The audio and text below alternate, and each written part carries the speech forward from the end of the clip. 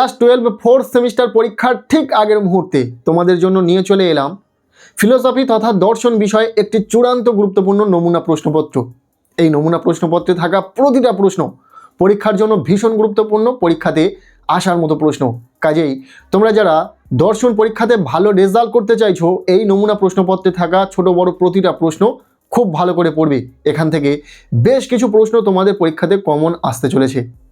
আর শুধুমাত্র এই প্রশ্নপত্রে থাকা প্রশ্নগুলো পড়লে হবে না, আমরা খুব তাড়াতাড়ি সাজেশন দিয়ে দেবো ছোট বড় প্রতিটা ক্ষেত্রে কোন প্রশ্নগুলো তোমাদেরকে পড়তে হবে, কোন প্রশ্নগুলো পড়া থাকলে তোমরা হুবহু পরীক্ষাতে প্রশ্ন কমন পাবে, সেই ইম্পর্টেন্ট প্রশ্নগুলো আমরা শেয়ার করে দেবো খুব তাড়াতাড়ি। সো আজকের এই ভিডিওতে যে নমুনা প্রশ্নপত্রটি রয়েছে, সেই প্রশ্নপত্রে যে প্রশ্নগুলো রয়েছে আপাতত সেই প্রশ্নগুলো দেখে নাও, আর প্রশ্নপত্রের যে ধরন সেটা একটু বুঝে নাও। সো চলো প্রথম থেকে সম্পূর্ণ প্রশ্নপত্রটি দেখে নেওয়া যাক। অবশ্যই এই নমুনা প্রশ্নপত্রে থাকা প্রতিটা প্রশ্ন খুব ভালো করে পড়ে রাখো, এখান থেকে বেশ কিছু প্রশ্ন তোমাদের পরীক্ষাতে কমন আসতে চলেছে। সো একদম প্রথম থেকে সম্পূর্ণ প্রশ্নপত্রটি আমরা দেখে নেব। প্রশ্নপত্রে প্রথমেই রয়েছে ইউনিট 1 পাশ্চাত্য যুক্তিবিজ্ঞান ওয়েস্টার্ন লজিক।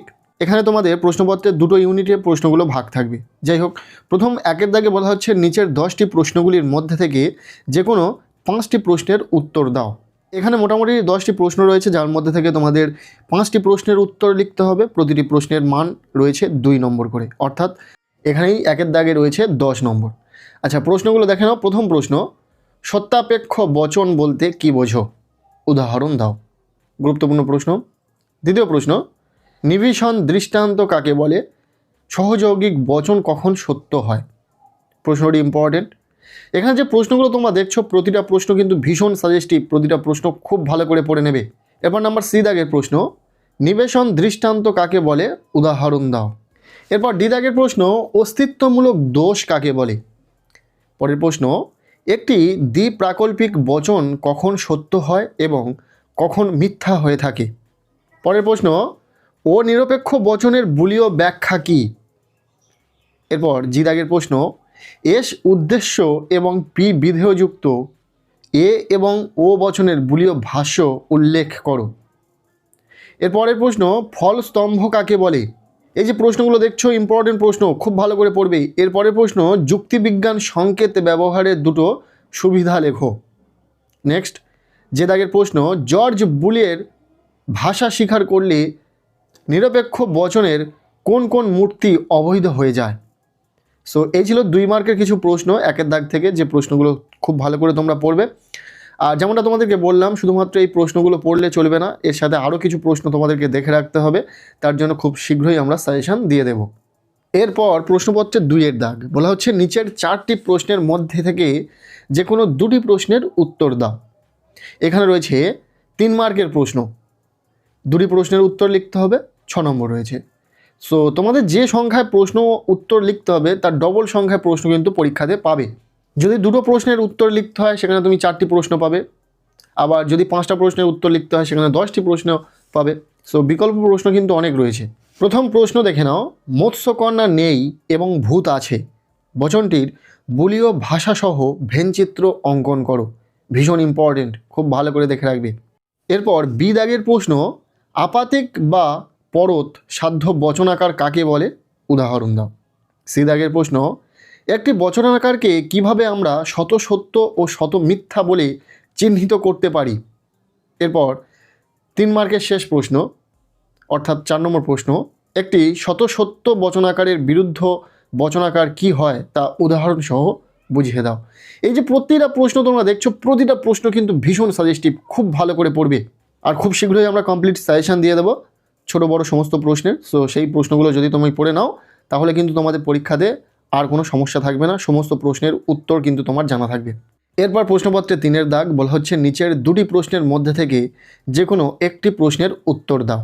এখানে মূলত 2টি বড় প্রশ্ন রয়েছে, যে কোনো একটি প্রশ্নের উত্তর লিখতে হবে, প্রশ্নের মান 6। সো 6 নম্বরের প্রশ্নের জন্য এই যে 2টি প্রশ্ন দেখছো ভীষণ ইম্পর্টেন্ট, খুব ভালো করে দেখে রাখবে। প্রথম প্রশ্ন, বৈজ্ঞানিক আরোহ অনুমান বলতে কি বোঝায়? এই অনুমানের 3টি গুরুত্বপূর্ণ বৈশিষ্ট্য উল্লেখ করো। ইম্পর্টেন্ট প্রশ্ন, খুব ভালো করে দেখে রাখবে। এরপর বি দাগের প্রশ্ন, মিলের অন্যই ব্যতিরেকি পদ্ধতিটি ব্যাখ্যা করো।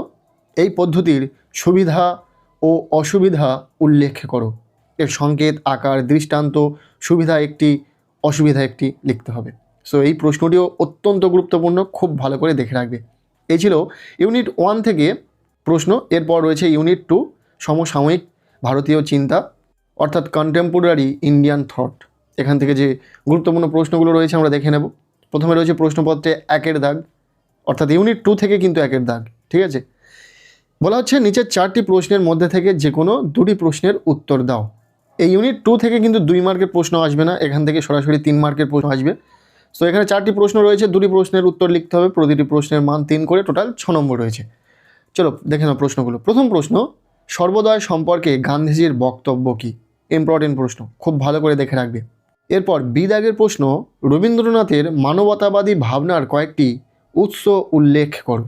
এটিও গুরুত্বপূর্ণ প্রশ্ন, খুব ভালো করে পড়বে। এরপর সি দাগের প্রশ্ন, মানবতাবাদ কি? রবীন্দ্রনাথের দৃষ্টিভঙ্গিতে বিশ্ব মানবতাবাদের তাৎপর্য ব্যাখ্যা করো। ভীষণ ইম্পর্টেন্ট প্রশ্ন, খুব ভালো করে পড়ে নেবে। এরপর শেষ প্রশ্ন 3 মার্কের, মুক্তি বলতে স্বামীজি কি বুঝিয়েছেন? এই প্রশ্নগুলো ইম্পর্টেন্ট রয়েছে, খুব ভালো করে পড়ে রাখবে। এছাড়াও কিন্তু আমরা সাজেশন দিয়ে দেবো, সেই সাজেশন ফলো করতে হবে তোমাদেরকে।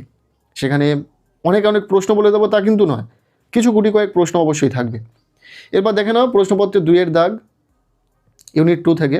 বলা হচ্ছে নিচের 4টি প্রশ্নের মধ্যে থেকে যে কোনো 2টি প্রশ্নের উত্তর দাও।